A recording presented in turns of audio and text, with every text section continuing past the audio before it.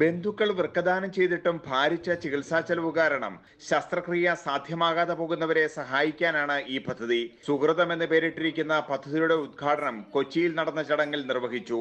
സ്വന്തം വൃക്ക ദാനം ചെയ്തു മാതൃകയായ പാലാ രൂപത സഹായമെത്രാൻ ജേക്കബ് മുരിക്കനാണ് ഉദ്ഘാടനം നിർവഹിച്ചത്. പ്രതീകാത്മകമായി പ്രകാശദീപം അദ്ദേഹം മമ്മൂട്ടിക്ക് കൈമാറി. തനിക്ക് ലഭിച്ച ദീപം വേദിയിലുള്ളവർക്കും സദസ്സിനുമായി മമ്മൂട്ടി പകർന്നു നൽകി.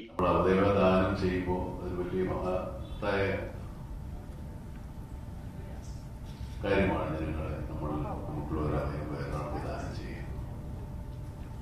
ദാനം ചെയ്യപ്പെടുന്നതാണ്, ദാനം വാങ്ങിക്കുന്നതാണ് നമ്മൾ ശ്രദ്ധിക്കേണ്ട ഒരു കാര്യമാണ്.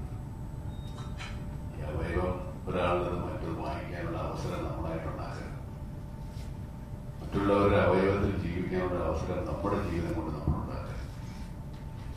ഈ അവയവം ദാനം ചെയ്യുന്ന ആളുകൾ അവയവം ദാനം ചെയ്യുമ്പോൾ അത് കണ്ടീഷനുള്ളതായിരിക്കും. ഒരു നല്ല കണ്ടീഷൻ അല്ലാത്തൊരു അവയവം ഒരാൾ കൊടുക്കുക. ശിവഗിരി മഠത്തിലെ പ്രകാശാനന്ദ സ്വാമികൾ ഉൾപ്പെടെ നിരവധി പ്രമുഖർ ചടങ്ങിൽ പങ്കെടുത്തു. കൊല്ലത്തെ ട്രാവൻകൂർ മെഡിസിറ്റി ആശുപത്രിയുടെ സഹകരണത്തോടെയാണ് സൗജന്യ വൃക്ക മാറ്റിവെക്കൽ ശസ്ത്രക്രിയ നടത്തുന്നത്. ന്യൂസ് 18 കേരള, കൊച്ചി.